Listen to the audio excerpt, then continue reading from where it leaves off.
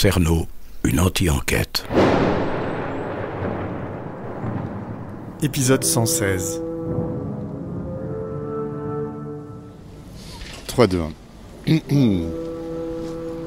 Alors, on est le lendemain du jour où je suis allé au Paradis Latin avec Céline Sciamma et Anne-Marie. Et j'ai envoyé un SMS à David, l'ancien technicien de Radio France, que j'ai rencontré hier, devant la crêperie d'Odette, la mère de substitution de Thierry Paulin et de Jean-Thierry Mathurin. Alors, petit rappel sur Odette. Cette femme était donc crêpière au 21 rue Jussieu, à Paris. La presse l'a toujours désignée comme une vieille dame. Mais je crois qu'elle avait plutôt une quarantaine d'années à l'époque. Donc voilà, c'était loin d'être une vieille dame, mais je pense que la presse a aimé la présenter comme ça. Parce qu'on a dit, en fait, Thierry Paulin et Jean-Thierry Mathurin tuaient des vieilles dames. Et pourtant, leur amie était une vieille dame. Bon voilà, elle n'était pas une vieille dame, elle était jeune. Et donc Thierry Paulin la voyait souvent. Alors moi j'ai lu sa déposition dans le dossier du commissaire Laitier. Et du coup j'ai son nom et j'ai réussi à la localiser. Alors je sais qu'elle habite dans le quartier, dans le 5e arrondissement, toujours. Près de là où je me trouve. Je ne sais plus où exactement, mais j'ai son adresse. Parce que je l'ai retrouvée dans l'annuaire. Et donc elle est toujours vivante, je pensais qu'elle était morte, mais non, elle est toujours vivante et elle doit avoir 80 ans aujourd'hui. Et hier, quand j'ai rencontré David, il m'a parlé de l'ancienne propriétaire qu'il connaissait, qui avait 80 ans. Et je voudrais essayer de voir s'il peut me mettre en contact avec elle. J'ai son numéro de téléphone, mais j'ai peur de l'appeler parce que je pense qu'elle va me raccrocher au nez. Il y a toujours ce risque qu'elle ferme la porte parce que elle peut penser que je suis un journaliste à sensation, de tabloïd. À mon avis, elle n'aura pas très envie de parler. Bon, c'est pas sûr, peut-être qu'elle a envie de vider son sac, elle a peut-être pas eu l'occasion de le faire. J'en sais rien. Donc j'approche de la crêperie, où j'ai donc rendez-vous avec David. Ça s'appelle le Bistrot 21. Aujourd'hui. Ils font toujours des crêpes, donc. Hier, je suis passé, mais donc le crêpier allait chez le dentiste. Bonjour, ça va? Oui, ça va, merci. Ça va les dents? T'as des questions très bizarres, toi, quand même. Tu es passionné. Quand on est plus jeune, on a bien sûr la jeunesse en soi. Bonjour, tout va bien? C'est quoi votre chaîne, du coup? Cerno. Bien sûr que vous me dérangez, mais ça fait partie du métier. C'est vraiment passionnant, votre idée. À mon avis, vous êtes parti un peu tard. C'est vraiment pas facile, hein? C'est vraiment, oui, je pense, le dossier d'une vie. Tu es venu jusqu'à nous. C'est vous qui m'avez suivi. Si t'as pas l'amour, tu veux boire quelque chose? Tu as rien. Ioana Seikaresco. Vous êtes tombé amoureux d'elle. T'es sérieux? Et vous, le côté féminin, ça vous attirerait pas? Moi? Oui, vous êtes bizarre. Cerno. Ferme ta gueule, salope. J'ai du mal à vous cerner.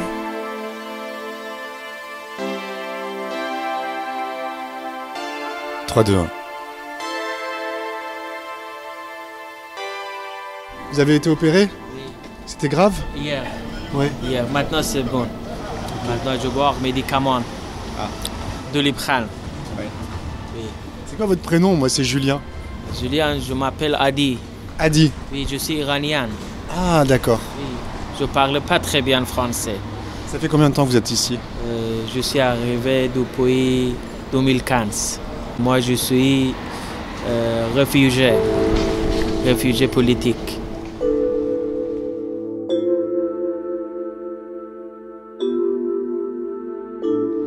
Politique en Iran, c'est problème parce que moi, j'ai changé révolution. Avant, j'étais musulman, maintenant, je suis chrétien. En Iran, c'est interdit.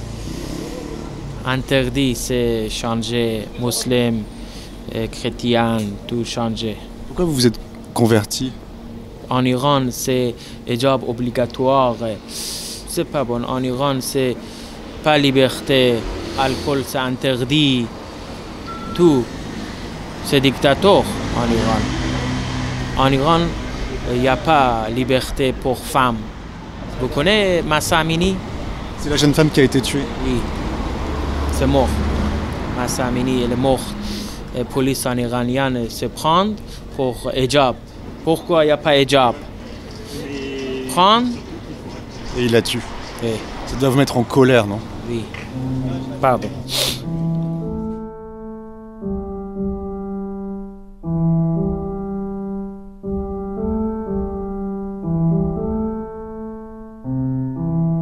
Et ça va, vous, du coup? Oui, ça va. Maintenant, ça va. Maintenant, je suis chrétien. Changé.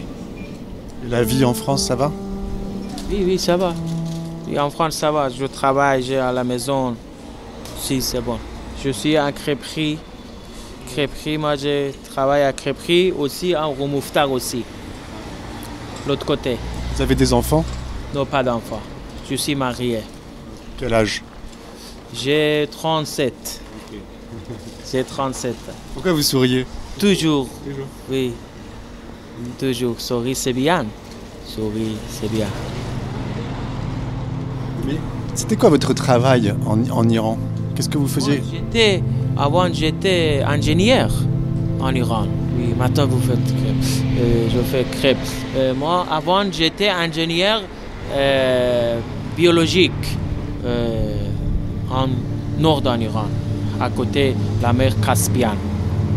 Je connais beaucoup de choses. Maintenant, je travaille crêperie ici.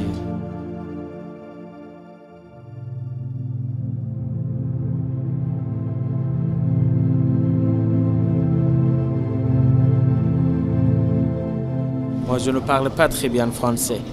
Si, ça va. Ça va? Oui, ça va mieux. Je travaille bien. On se comprend? Oui. Vous êtes qui? Moi, je m'appelle Julien, je suis journaliste. Journaliste dans la radio française? Plus trop à la radio, mais je fais du podcast. Vous voyez ce que c'est, podcast? C'est de la radio. Podcast. Oui, je connais podcast. En iranien, podcast. Ok. Bon, je suis content de vous avoir parlé un petit peu. Merci, moi aussi, également. Hier ça allait pas, hein? Oui, hier parce que moi, j'étais rendez-vous avec médecin, un docteur iranien. Ah, iranien? Oui, beaucoup de docteurs iraniens dans le Paris, avec mon scooter. Oui. Ah, c'est votre scooter? Dans le Paris, c'est bien parce qu'il y en a beaucoup de trafic. Vous êtes libre? Oui.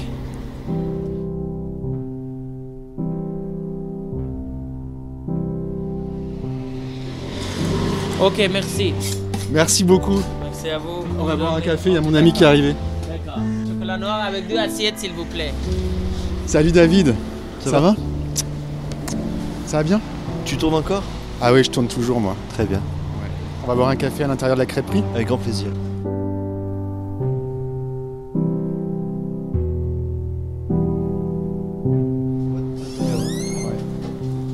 Bonjour. On prend des crêpes, non? Tu veux pas prendre un dessert, toi? Moi, je pense que je vais prendre une crêpe à l'abricot. Pourquoi l'abricot? Sucré. J'adore le crêpe à la confiture s'ils la font. Donc t'es déjà venu ici? Ouais, à la terrasse, 2 ou 3 fois. Dis-moi, tu enregistres combien d'heures par jour? Alors hier, j'ai enregistré 4 heures. Putain. On va commander la crêpe, mais je vais te raconter après. Attends, j'ai enlevé mon manteau. Merci. Monsieur, est-ce qu'on peut vous passer commande? Oui. Ok, alors...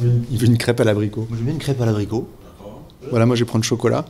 Avec un café, s'il vous plaît. Et moi j'aimerais bien un café crème.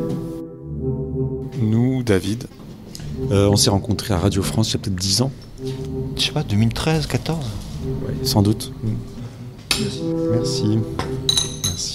Alors, j'étais très troublé hier, et à tel point que j'étais troublé par ta beauté. J'étais troublé parce que j'avais rendez-vous avec Céline Sciamma hier, et sa tante, parce que sa tante... Tu connais mon podcast ou pas? Oh, ouais, je connais, ouais. Tu vois, je travaille sur l'affaire Thierry Paulin. Mais je suis étonné que tu l'aies pas résolu encore, ça s'arrête jamais en fait. Tu as déjà résolu en fait. Moi j'ai rien trouvé, tout a été résolu avant mon arrivée. Ah d'accord.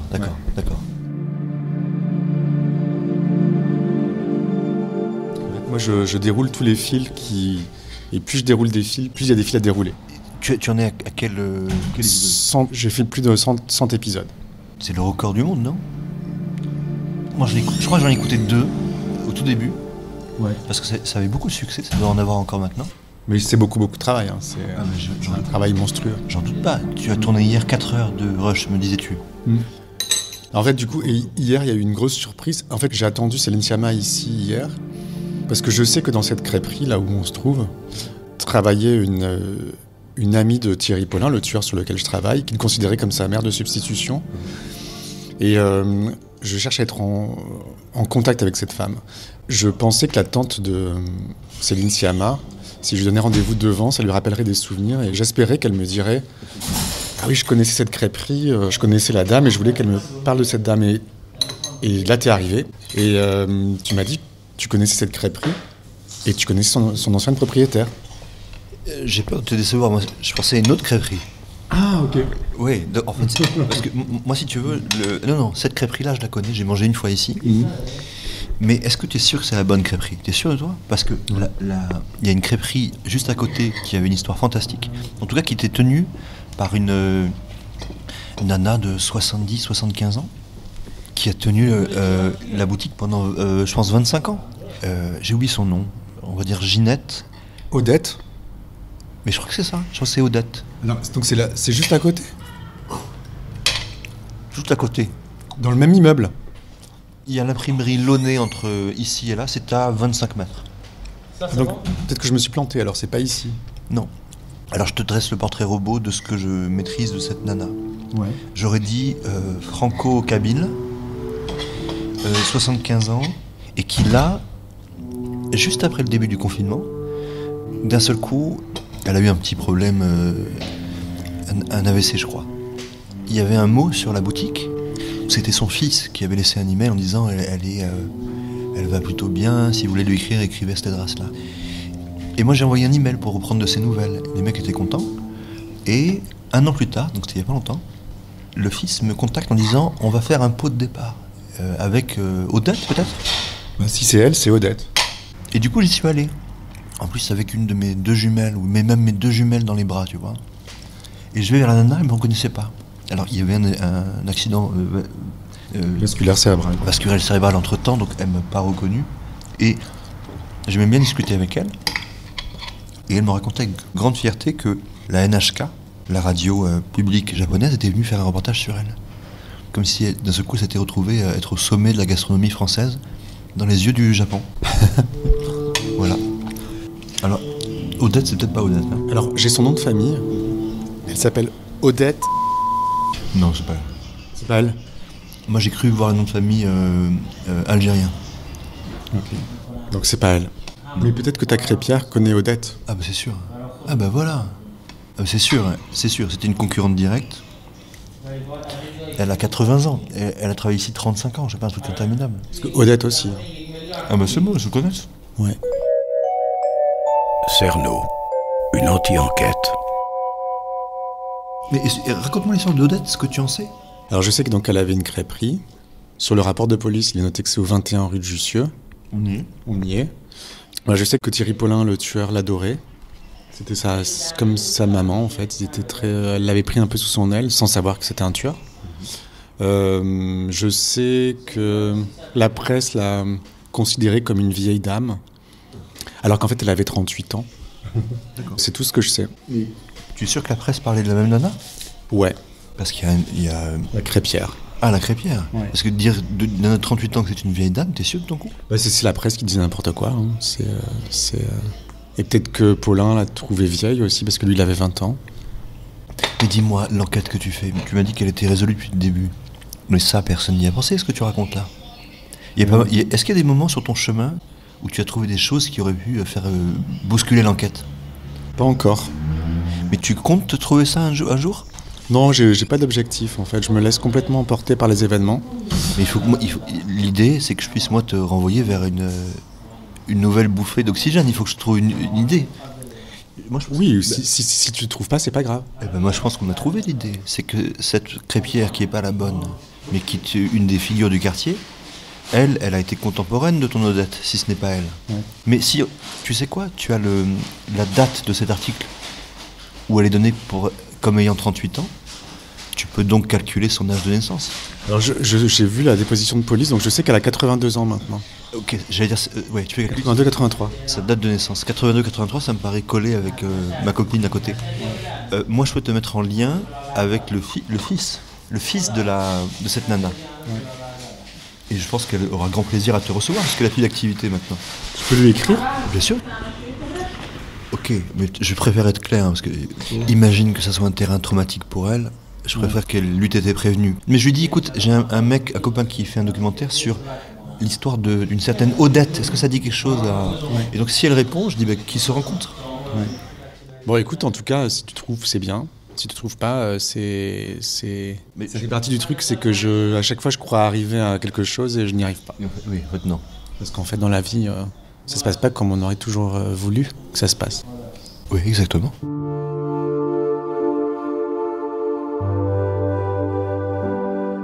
Voici le visage de Thierry Paulin, meurtrier à la monstrueuse désinvolture. Un dessinateur du Parisien dresse même le portrait robot du tueur à partir du témoignage d'une vieille dame anonyme.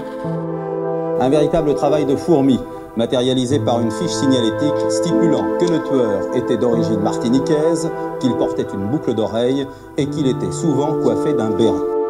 Imaginez la surprise du commissaire Jacob quand, fortuitement, sur le trottoir, il se trouve face à face avec un homme qui correspond trait pour trait au portrait robot.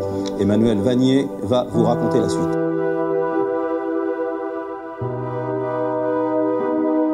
Tu peux te décrire physiquement ? Me décrire moi ? Alors, depuis mon accident, je suis paralysé du côté gauche du visage.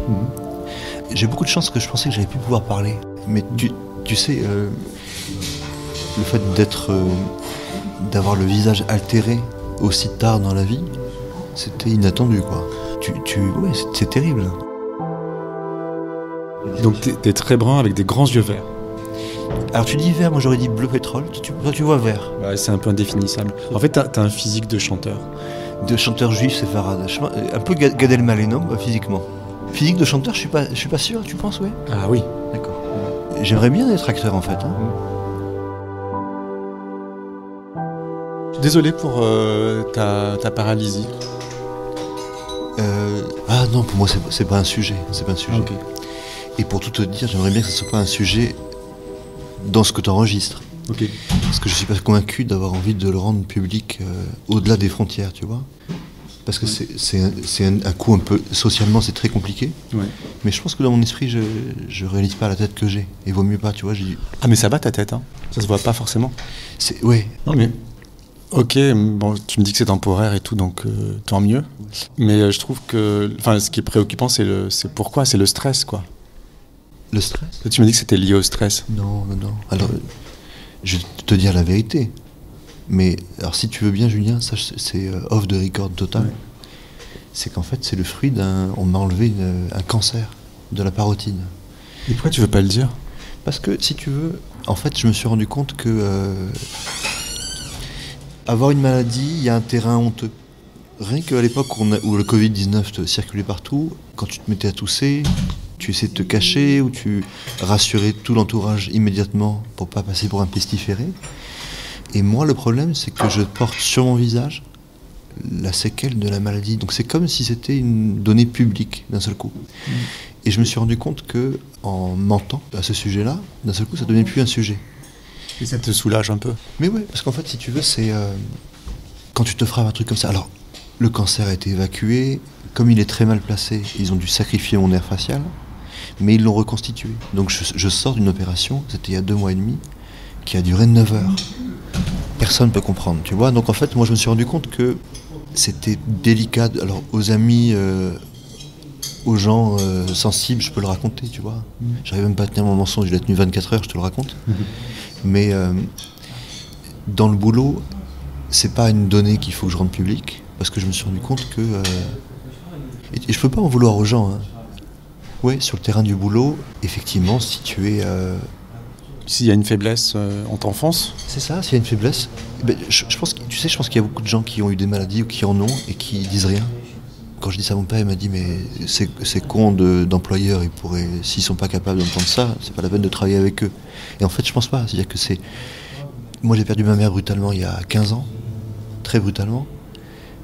Et quand je suis revenu, c'était à Strasbourg, ma ville natale, et quand je suis revenu à Paris 2 mois plus tard, là où je vis, je sentais que j'avais un deuil et un lourd traumatisme en moi, et que je pouvais pas le rendre public tout le temps. J'étais responsable de la pluie et du beau temps dans l'humeur d'une soirée, tu vois. Et que c'était à moi de doser quand je le racontais et comment je le racontais. C'est pas aux autres de s'acclimater à un drame, tu vois. Et donc là c'est pareil, c'est-à-dire que moi, je sens que ça serait autre chose si c'était public, tu vois. Les gens auraient...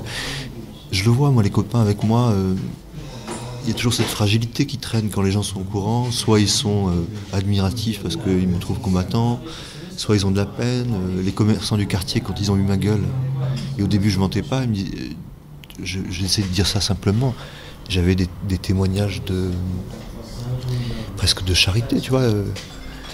On va s'occuper de tes filles. C'est très pesant quand tu as envie de dépasser ça. Ouais. Mais tu as envie de passer à autre chose, quoi. Exactement, parce que moi c'est quand je travaille, quand j'y pense pas que ça va bien. Et en plus, si tu veux, que ce genre de maladie, tu sais jamais quand est-ce que ça va redémarrer, si ton sursis est vraiment gagné. Et donc, si la vie est appelée à être réduite, autant ne pas trop y penser tout le temps. Okay.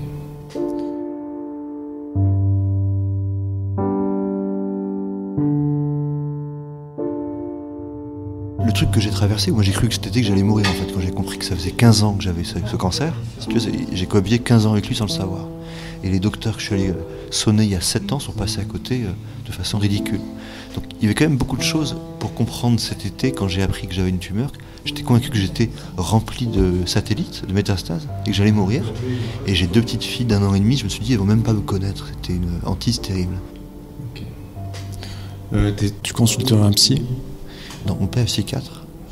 Non, je ne consulte pas de psy. Alors, je vais te dire, moi je te donne tout mon cheminement. C'est pas juste lié à mon père, parce que mon père il est psychiatre, mais l'épisode brutal dont je faisais référence avant, c'est un patient qui en 2005, qui a fait irruption dans le cabinet de mon père, qui a tué ma mère d'une balle dans la tête, et qui a failli tuer mon père à l'époque, 2005 à Strasbourg, 15 novembre. Et en fait, si tu veux, derrière, c'était un traumatisme sans nom. Attends, tu peux répéter ce que tu viens de me dire ?